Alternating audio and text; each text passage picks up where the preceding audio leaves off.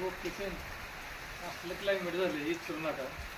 एवढा उन्हाळा पडला होता माझ्या मनात आलं म्हणलं कुठेतरी कोकणात नाहीतर आपलं महाबळेश्वरला जावं, थंड हवेच्या ठिकाणी व्हायचं, एन्जॉय करावं.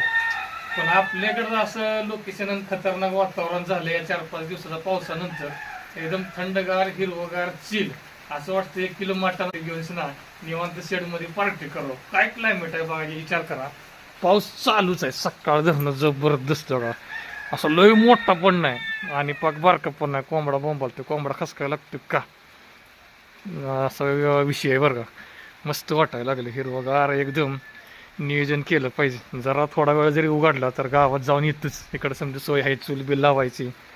नाहीतर आता ह्यांच्या येतनंच कोंबडा एक मागवला पाहिजे. ते कोंबडा नाहीतर एक घेऊन हाय, देशी कोंबडा आहे, देते चांगला कौल द्यायला लागलाय, त्यालाच खसाकला पाहिजे.